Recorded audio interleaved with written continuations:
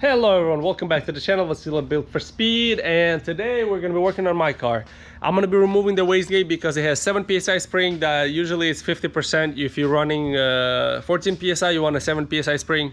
I want to run more than that. I want it to run 20 or more. I want it to hold there, so we want at least 10 or 12 psi spring. 12 psi spring usually will allow us to run about 24 psi, so that's what we're going to install.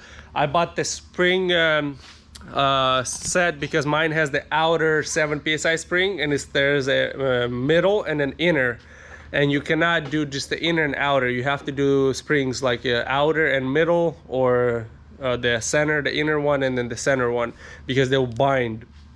Because I talked to the reps from TurboSmart, and they told me no, you have to get the springs next to each other. So if you're running the outer one, you can run the middle one with it, or if you're running the inner one, you have to run the inner and middle. You cannot skip a spring, so you have to keep 2 springs together so they don't bind up. So yeah, we got the 12 psi spring here from PRE Racing locally here. Thankfully they said yes, they are the authorized dealer. Maybe call them up, so that was awesome. I called them up and they said they have it. So now the hard part, removing this. I hate doing this. Literally the wastegate is one of the worst jobs you can do in this car. I hate it. I've done it already 2 times, but I hate it. But we're gonna remove so the intake piping I'm gonna unscrew, and then on top and bottom, and then kind of pull up on it out of the way, and then remove the wheel, the passenger side wheel, and we're gonna be accessing it from here. This is not gonna be an install video or removing or installing the wastegate. I already made that video, so if you guys want to see it, check it out on my channel when I installed the Elevate wastegate from TurboSmart. You guys can check it out from there. They build it so if you want a wastegate, you can go buy it on Elevate website. But if you want to see the install, I also made a video on my channel, so you can search for it. But this is going to be mainly me pulling the wastegate, and I'm going to show you guys how to take it apart and then swap the springs, put it together, and then all that stuff. So yeah, this is going to be just mainly me changing the springs in the wastegate to run more boost. Okay, so I got the Elevate TurboSmart wastegate mounted. I just kind of insert it into the vise just like this. I don't want to tighten it too much. I mean, you don't want to damage it, so I just kind of gotta make sure, you know, nothing is getting bent or anything like that. You just kind of want to secure it so you can untie it, because I'm going to be putting big pliers here. Do you see these notches? And I'm just going to breaking it loose, and once I break it loose, I'm going to untie it. And when you untie it, there's a diaphragm, rubber diaphragm. You don't want to damage that, so you have to be careful when you take this apart. And then these are the 2 springs, the 7 and 5 psi, the middle and the center, and there's the outer, middle, and inner spring. So I got the inner and middle, because right now I have the outer spring. I have a 7 psi outer spring right now. I'm gonna take that out, and I'm gonna do middle and center. I mean the inner one and then the center one, and I'm gonna take the outer out, and I'm gonna do a 12 psi because the 7 psi, like I said, I made it hold 20 psi with 9 turns of preload, so that's all I had left right there, pretty much that much thread. So I had a lot of preload, so I want to double that, which is not double it, but 5 psi, add almost double it, and we should be good hopefully. If not, I hope I don't have to take this out, because dude, this is gonna be, I hate taking this thing out. I took it out in record time this time, but that's because I'm doing it 3rd or 4th time already. I had to take the wastegate out.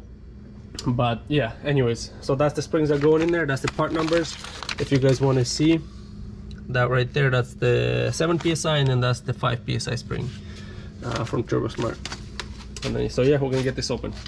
So I used just these adjustable pliers, and it was really easy to take it off. I was kind of surprised. But yeah, that's the diaphragm, so I'm gonna carefully put that aside just like that. And then the spring,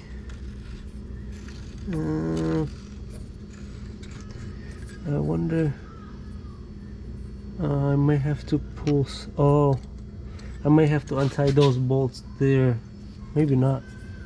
This is my first time taking this apart, so I'm kind of learning myself. So this is the pink outer spring. This is the one that was all the way on the outside, so we took that one out, and you see the 3 steps on the right there, the outer right there, and then the center and middle. So I'm going to show you. So I assembled it. Let me see if I can show you guys. So you can see there's that smaller spring, and then I put the big, a little bit, the center one over the center spring. So you can see the two springs are there. So that will create, that's 5 and 7 psi spring that will create 12 psi for me, because this one alone is 7. But I could not, you cannot run this one and then the small one. You cannot take that step. So you have to, when you do install the spring, so you have to do either the outer and the middle one, or do the inner and middle. The outer you cannot do, you can't skip a spring. That's what I'm trying to explain to you guys. I don't know how actually to really explain it, but you cannot skip a spring. So you can run this one and this one together, or the inner and this one together. So you have to run them next to each other, because if you go from here and the small one, so let's say you do this, you take that one out and you do this one, you see there's a gap in between now. You cannot skip the center spring. You have to have this spring there. You can run all 3 like that, but you cannot run 2. So right there you can run like that, but you cannot run the inside one and the outer. So I'm running 12 psi now, so I'm just gonna run these 2 right here. So I'm gonna put it back together. To put it back together, you put that guide back in on the bottom. That's the first thing you do, and then you grab this plate and you put it like this inside of there. You see that? So it's coned like that, and then you put your rod with your springs through there, just like that. It comes out from the bottom as such, just like that. You just have to make sure your springs don't bind, make sure they're nice and lined up, and then now I'm gonna put a nut on the rod. So if you're looking at it here, that's how you're supposed to have it. You see, that's the cut version. So right here, the smooth version, the coned goes down just like that, and then now we're gonna insert it. You're gonna flip this around, put it in there, and just put it inserted. So I'm just gonna squish it together, make sure it's all nice and flush, put it back in there, and then start closing it. Okay, so here I had to kind of twist this black part back and forth, and then with the other hand I just screwed this one on. So now it's going on, so I'm just gonna tighten it all the way pretty much until it kind of stops, and then I'm gonna give it a good snug with the pliers, and that's it. And then just a weird way of testing it, I just kind of put the nut right there, just pressed it down with my hand and just kind of pulled on the wastegate, make sure it actually travels and I don't hear no screeching noise inside. And it's a lot harder, I'll tell you that much, than it was with just the 7 psi spring, but it works, it functions properly. So now we're good to put it back. All right, ladies and gentlemen, I think it's about 2-3 hours in, and I got this thing in. So you can see I have the front passenger wheel off, and it's down there. I don't know if you can see it, but yeah, underneath here you can see. Oh no, you cannot. Oh boy, let me see here. Let me pull this thing out before I forget it and then drive off with it. But you can see right there, you see that? That's the wastegate. I already got it on. I just gotta set the preload. I'm probably gonna set the preload about 4 turns. I got everything hooked up, everything tied, tidy and out of the way. So now I'm just gonna set the preload, and then yeah, we're done. Well, this sweet thing is done now, so we can probably go and try to start it in the shop here. Oh boy, let's try to start it.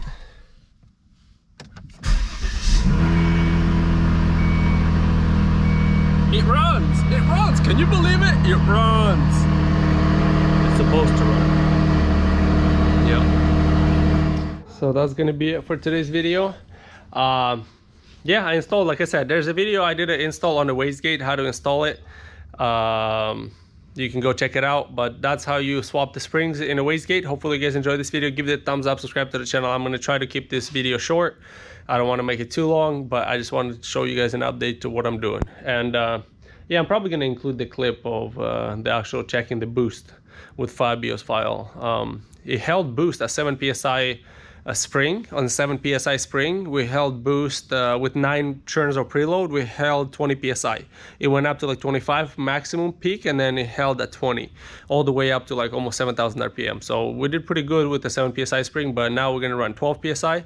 So we'll see where we achieve. So like I said, hope you guys enjoyed this video. Give it a thumbs up, subscribe to the channel, and as usual, see you next time.